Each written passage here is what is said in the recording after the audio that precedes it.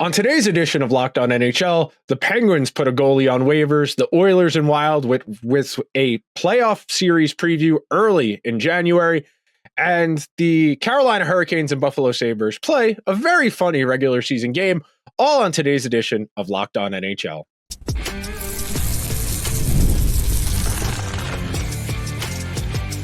You're Locked On NHL, your daily podcast on the National Hockey League. Part of the Locked On Podcast Network, your team every day. Everyone, and welcome to today's edition of Locked On NHL. I am Nick Zararis, the host of Locked On Oilers. That's my good friend and my co-host, Hunter Hodes, who's the co-host of Locked On Penguins. And we want to thank everyone who's making Locked On NHL their first listen of the day. Locked On NHL, a part of the Locked On Podcast Network, your team every day. And today's show is brought to you by Game Time. Download the Game Time app, create an account, and use code Locked On NHL for $20 off your first purchase. A whole lot to get to in the NHL. On what was a quiet night, only 2 games last night, 2 nationally televised games down here in the States. But let's get to the most pressing news. The Pittsburgh Penguins placing goaltender Tristan Jarry on waivers yesterday. Jarry's had a reasonably solid NHL career, okay regular season stats, a 2-time All-Star, has had multiple 30-win seasons as a starter. But the Penguins, who played reasonably well in December, got themselves into that mushy middle of the Eastern Conference with the Rangers, the Islanders, the Flyers, the Blue Jackets, the Senators, the Red Wings. They reached their tipping point this past week. So, Hunter, as the host of Locked On Penguins, you can give me a little more depth and color on this situation. But what, in your estimation, was the final straw, if you will? I think the final straw, Nick, was these last 2 starts. So he gets the 2 starts against Tampa Bay and Seattle. And the Penguins, they badly outplay both those teams. I would say they were the better team for 45 of the 60 minutes. They played good enough to win. But in back-to-back games, Jarry allowed 3 goals on less than 20 shots, both times. He had an .824 save percentage in back-to-back games this week. That was the final straw. I think they were like, you know what? We're done. We can't win with this goaltending, because you look at the numbers this year, Nick. Both Jarry and Nedeljkovic are among 2 of the worst goaltenders in the league. Jarry is at minus 9.5 goals saved above expected, over 3 goals against average, below 900 save percentage. That's not good enough for someone that signed a 5 times $5.375 million contract with the Penguins 2 years ago. He's getting over $5 million per season with the Penguins. And, Kyle Dubas spoke to the media on Wednesday, and he indirectly said, you know what? I made a mistake and I'm trying to rectify it. I'm not going to run away from this. I'm going to face you all, and I'm going to try and correct this mistake as soon as possible. And that's what he did. But the final straw was these last 2 starts. They were giving him a little bit of a runway because he came up from Wilkes-Barre. He had an okay conditioning stint down there. They're like, okay, let's see if that did anything. And for a little bit, he was starting to look like the goalie that we've seen him play in the first half of each season, where he's usually well above average. It's the second half, Nick, where he goes downhill. When you look at his splits, well above league average in the first half. In the second half of each season, he's a below average goalie, has a below 900 save percentage. This year, it's been awful in the first half and awful in the second half. And the Penguins are like, you know what? We're done. We cannot live in a world where we're getting this type of goaltending. We need timely saves, even though they're not the best defensive team, and they are not even close to being the best defensive team, nor will they be. They still are not getting the timely saves. And I think when Dubas saw the way those last 2 games went and with how winnable they were, the Penguins outshot those 2 teams combined, Nick, 66-34. When he saw how winnable those 2 games were, they didn't get any points in regulation. He was like, you know what? I'm done. They got to bring up Blomqvist and see what he can do. So I'm going to give you a thought, and then I want to see what you think. But it feels like the Penguins have lived 100 lifetimes in the last 3 years, where they have very much tried, I don't want to say the kitchen sink, but they have very clearly tried to stay reasonably competitive with the decisions they've made over the last few seasons. And that Jarry contract, that Tristan Jarry contract, was really a sliding doors opportunity for them, because if they had just sucked it up and said, we're going on the goalie carousel for a year, we're going to put this money somewhere else on our team, they probably aren't as good in the regular season each of the last few seasons, but you have that money to spend on other things. You don't need to have as empty a bottom six. You don't have to have all of these bare minimum guys making little to no money to fill out your lineup. I was saying that on Twitter yesterday. Like, they threw out all that money to Tristan Jarry and the Ryan Graves contract too, Nick. That's basically $10 million right there to players who aren't playing very well. Jarry was just placed on waivers. That's over $5 million. Ryan Graves has been a healthy scratch for a good chunk of this season because that contract is also not working out. And I won't be surprised if they try to move on from him after this season is up. It's just because he hasn't been a good fit here. So imagine, Nick, what you could add to this team with all of that money. You could add an impact player to your third line with that cap space. That's what I do. For as much as sorry, I didn't mean to interrupt you, but no, you're fine. Ever since that 2023 offseason, I've seen a plan in place for him. I don't want to talk about that hit piece that Frank Saravalli wrote on Wednesday because some of it missed the forest for the trees. But I will say the 2023 offseason, he did take some L's. Those two contracts are indefensible. He tried to make two checking lines for his bottom six while not doing enough to support the big guns in the top six. The Erik Karlsson trade, that's still a trade I would make every time because you got rid of a lot of the dead weight that was on the team. Has he been as good as I expected him to be? No, but I still make that trade and I take that risk. Riley Smith, at the time, that was a good trade. You're trying to get more scoring. Just didn't work out. Lars Eller, that was a good signing. But I still feel like when you look at his overall body of work from that first offseason, he fumbled the bag and didn't make them as good enough as they could have been. You could have potentially added an impact player to your bottom six that can score. If you would have done that, I think you really potentially could have made the playoffs of the year. And if you would have just, as you were mentioning, Nick, went to the goalie carousel because there were some cheaper options out there that year that have outplayed Tristan Jarry since then. If you would have signed one of those guys to, a 1 or 2 year deal and then maybe, again, even added Alex Nedeljkovic with that contract and ran a tandem of Ned and one of those other cheaper goalies, I think that would be working out better right now for the Penguins. But I think he panicked. I think he bid against himself. And, now he's paying for that mistake.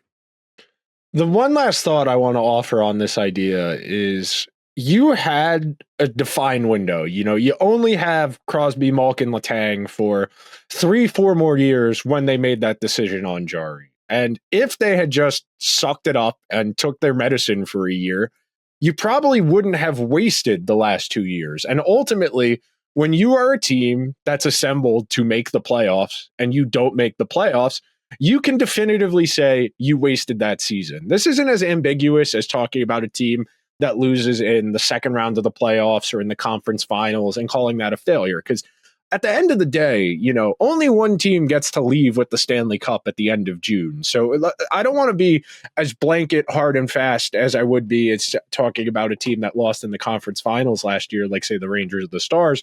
But the Penguins have wasted the last 2 seasons in trying to have a little bit of both, of looking towards the future while also being competitive in the present. And that's really hard to do. That's arguably the most difficult thing to do in all of sports, is having a forward-thinking roster that you can marry to a pre-existing core. It's really hard to pull off. The Wild have done it, but it's taken a few seasons to pull out a Marco Rossi, a Brock Faber, a Matt Boldy. And you could say the same thing for the Stars, where they had to take a step back to marry that Jamie Benn and Tyler Seguin group to the Miro Heiskanen, Rope Hintz, Jason Robertson group. It's really hard to pull that off. And the Penguins didn't have the good fortune of, turning 3-4 players in one draft into players. They didn't have those draft picks. They had traded those draft picks in trying to maintain what they had already had. And because of that, they are in the position they're in right now, where, sure, if things break right for them, they could sneak in as the second wild card. That wouldn't be that surprising. Do you really want to go to New Jersey or Florida in game 1, round 1? That seems like a difficult proposition. It'd be cool if they played the Capitals in round 1 and we had one last Ovechkin Crosby playoff series, but the Penguins would be long shot underdogs in that series. And it feels like you're asking a lot when you've put so much on just a handful of players on that roster. We're going to take our first break of today's episode. When we come back, we're going to talk about the Oilers and Wild, who played a really fun and exciting regular season game last night, and what very well may have been a playoff series preview coming up next. So be sure to stick around. Did you just realize your business needed to hire someone yesterday? How can you find amazing candidates fast? Easy. Just use Indeed. When it comes to hiring, Indeed is all you need. Stop struggling to get your job post seen on other sites. Indeed sponsored jobs put your post at the top of the page and help you reach the right candidates faster. We've all been in that spot where our team needs the right hire like yesterday. The pressure's on, and every day without the right person is putting your team in a bad spot. That's exactly when Indeed sponsored jobs come in handy. They make sure your post is seen by the right candidates right now. Now you can speed up your hiring process with a $75 sponsored job credit. Just go to Indeed.com/lockedon right now and support our show by saying you heard about Indeed on this podcast. Terms and conditions apply. Hiring, Indeed is all you need. Thank you to everyone who is hanging out with Hunter and I on this Thursday edition of Locked On NHL. And my Oilers and the Wild had a very fun game last night. For the third time in 4 games, the Oilers got behind 2 goals in the first period, and we're looking down the barrel of a multi-goal deficit. And unlike the game against the Penguins last week, they were able to pull this off. They did the same thing against the Blackhawks last Saturday, where they fell down 2-0 in the first and they came storming back. And last night, it was a very back and forth affair, as Seth is going to tell us from Locked On Wild. And I said in my hit too, the Wild are missing a lot of guys, and they still played really well last night. So we'll start with me. I recorded this very late last night, as you'll see by the eye bags under my eyes, but the Edmonton Oilers once again came from behind in victory, this time prevailing 5-3 over the Minnesota Wild. The Oilers did not get off to an auspicious start again for the third time in their last 4 games. They fell behind by multiple goals tonight. They were able to pull it out in what was a very fun back and forth affair. Both the Wild and Oilers had ample chances to win this game, but the goaltenders on both parts were really good tonight. Philip Gustafsson for the Wild and Calvin Pickard for the Oilers both gave their respective teams a chance to win, but ultimately it was Connor McDavid's goal late that gave the Oilers a 2-goal lead. The goal pushed McDavid past Jarry for the second most points in Edmonton Oilers history. Only a couple hundred more to go till he passes Wayne Gretzky. All that and a whole lot more on today's edition of Locked On Oilers. Be sure to check it out wherever you get your podcasts. And when we talk about that game last night, very back and forth affair. I thought the player that jumped out to me the most last night for the Wild, and I believe Seth mentioned it in his hit, was Matt Zuccarello still basically does the same exact thing he's done for the last 10 years, where he skates very slowly, and he's the best head faker in the entire sport, where he's looking one way and the puck goes the other way. And he consistently had Pickard fumbling to just get in position. The amount of cross-seam passes to the dead middle of the ice through multiple defensemen were really remarkable to see. And Zuccarello can do this probably forever. It's just a matter of, can he keep up with the play? Because the playmaking's still there. The positioning is still there. And it was a really fun game to watch last night. He also has such a deceptive shot, Nick. That's been in his game forever. The way that he's able to fool netminders, especially also with how great of a playmaker he is second to none. I could watch him forever, honestly. He's been such a fun player to watch throughout his career. I feel like not enough people realize just how good he still is. I mean, heck, I remember when he was on the Rangers, Nick, he used to kill the Penguins every time the Rangers and the Penguins would play. So he was always such a fun player to watch, but that was a really fun game. You know, we already mentioned Minnesota. I mean, they were without a lot of pieces last night. You know, Spurgeon's hurt, Kaprizov's hurt, Faber is hurt, Brodin is hurt. You know, Johansson got banged up last night, but they still put up a pretty good fight. They jumped out to a 2-0 lead in that game. You know, Marco Rossi, he continues to play really well for Minnesota. Matt Boldy was awesome last night. Zuccarello had 2 assists, a couple really nice plays. Eriksson Ek had another really good game as well. But the Oilers, man, even though they're down by multiple goals, they are never out of the game. Heck, we saw that in the Penguins game last week. Even though the Penguins were up 5-1, I knew at that point that the Oilers were not out of that game just because of the way they're able to score at will.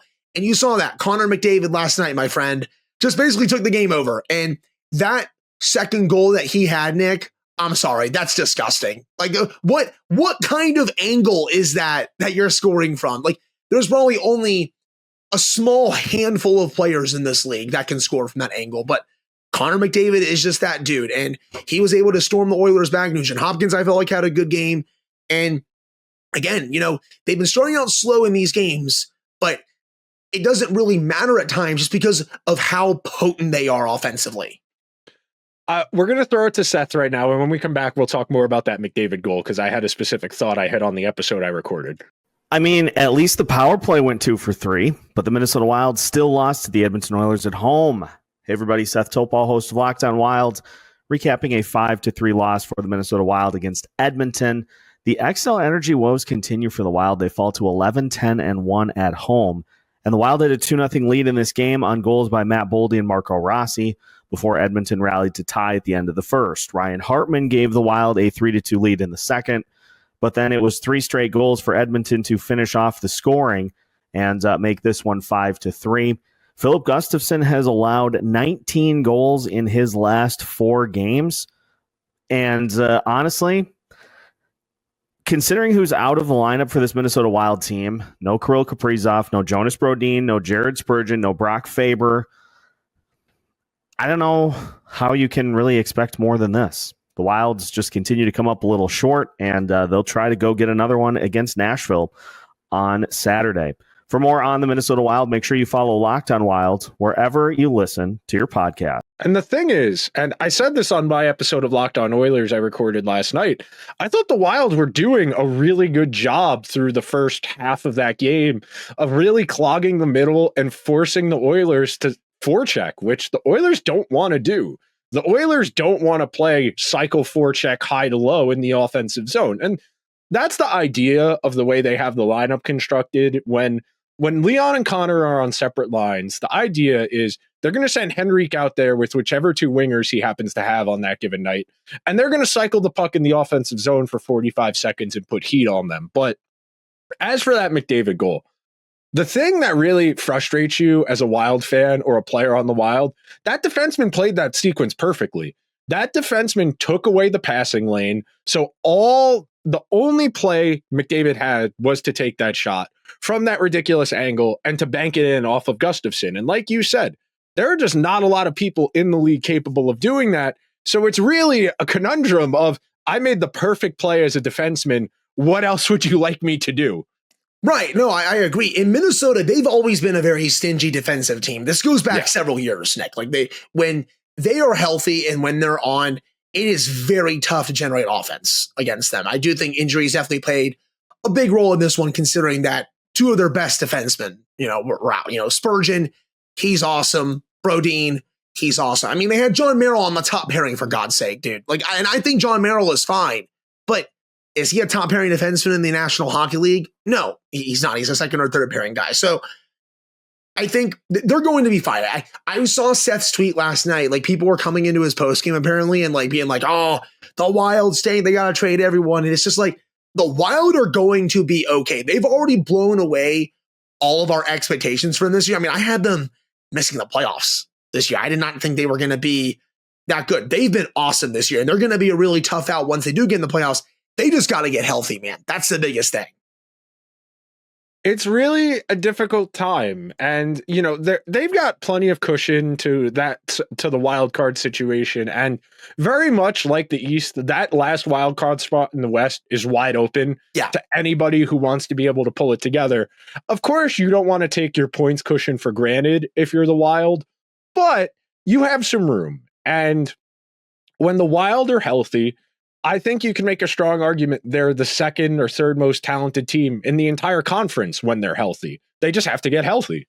That if they play Dallas in the first round, that's going to be real puck. That's going to be real puck, as you said. Yes. I mean, think about it, Nick. The rivalry with those 2 teams. Oh, brother, it's going to be awesome. And that's what I love when every now and then I get on my high horse. I complain about the nationally televised games down here in the States because the presentation doesn't make as big of a deal about the game itself as it probably should. Like, all due respect, why are we talking to Jacob Middleton before the game? Can we not get somebody who's, an impactful, good hockey player? Like, I get it. It's for TV to do shtick, but at the same time, the Wild are littered with young stars who are blossoming like Matt Boldy and Marco Rossi. We could highlight those guys, but alas, we're going to take one more break on today's show. When we come back, we'll talk about that Hurricane and Sabres game where we saw the Sabres score a goal without registering a shot on goal in the third period. Be sure to stick around.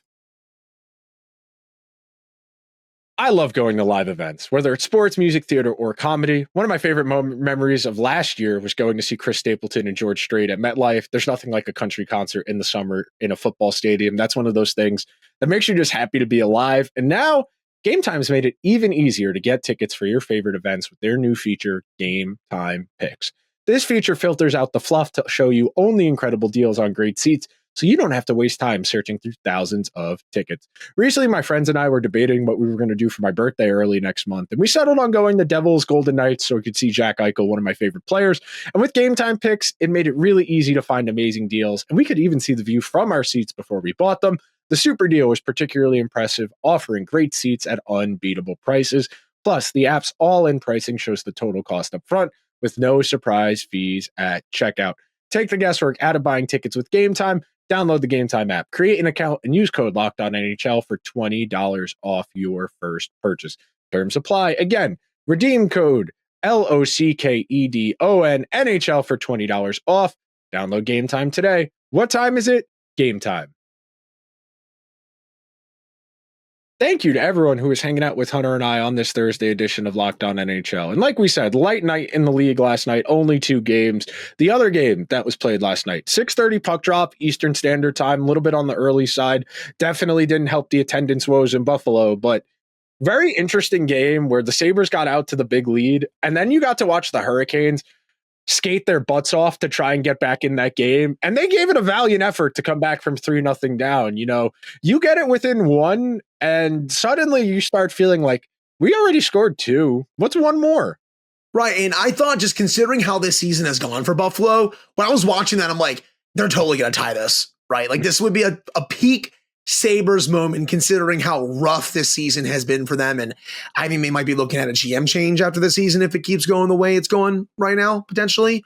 But the way they were able to jump out to that 3-0 lead, they were bowling the Hurricanes at the start. Ryan McLeod, of all people, gets a hat trick, by the way. Just a really fun game to watch. But Carolina does what they do. You know, they chip away at it. They skate like it's Game 7, the Stanley Cup final every shift, because that's the way Rod Brind'Amour played. That's the way he wants his team to play. It's been like that ever since he became the head coach. And, you know, their system, it's tough for some teams to game plan against, especially the Penguins. You know, the Penguins, it's really tough for them to play the Hurricanes because they don't know how to box out a lot of Carolina's forwards and really stop their point shots. You know, I thought Buffalo, for a good chunk of that game, was doing a solid job. Like, yeah, Carolina's going to get their shots through. They're going to get their shot attempts advantage just because they don't call them the Carolina Corsies for no reason.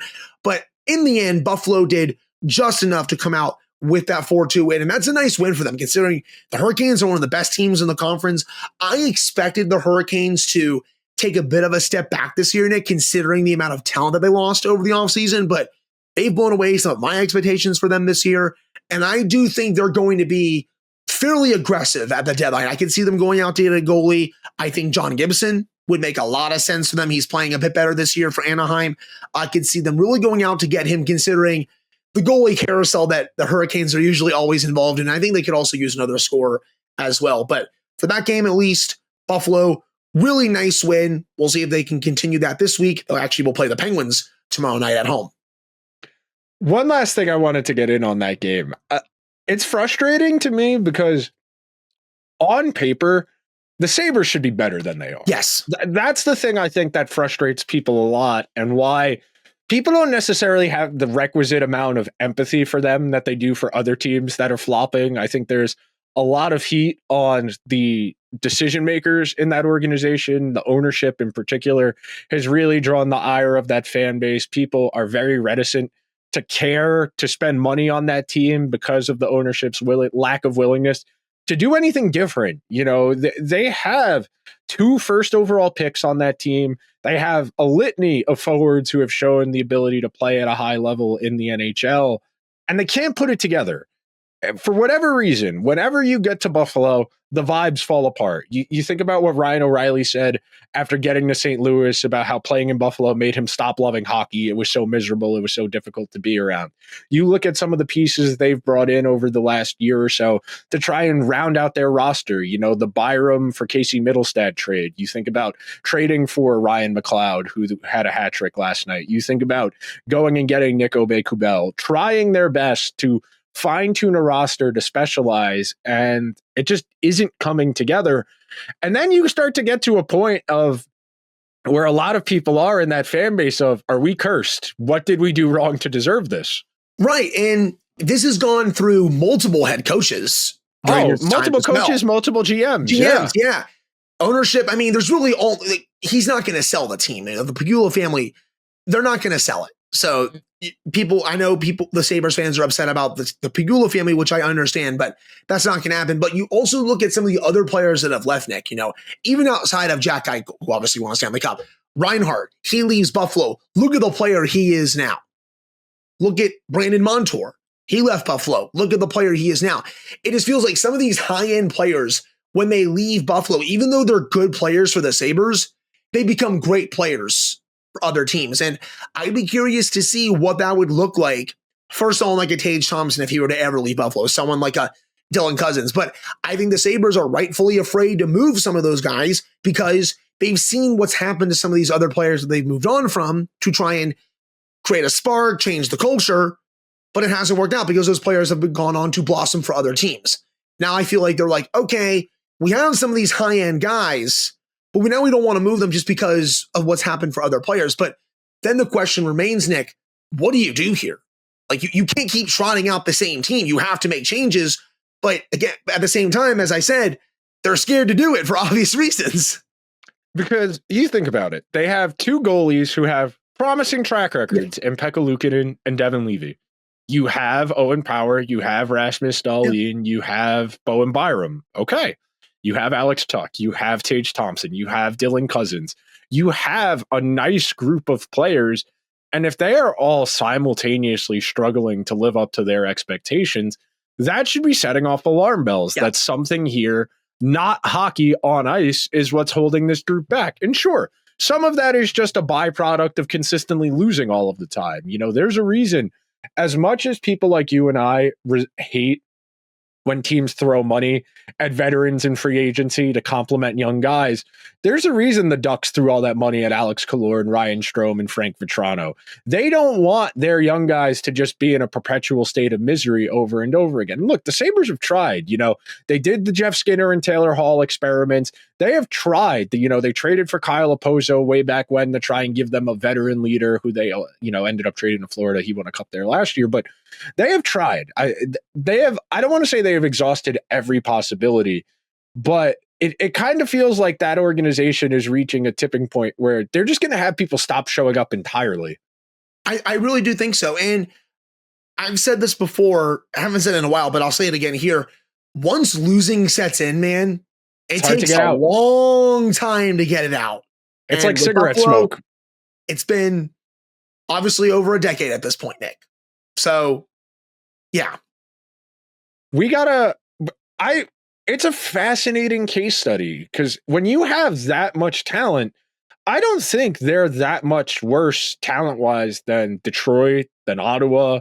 You can make an argument they have more talent than the Islanders. You can make an argument they have more talent than the Flyers, but it just isn't coming together for whatever reason. But that'll do it for today's edition of Locked On NHL. If you could be so kind, please subscribe to the show wherever you get your podcasts. If you happen to be listening on Apple or Spotify, please leave the show a 5-star review. If you're watching on YouTube, hit the show with a subscribe, hit the alarm bell so you get a notification whenever new content goes live.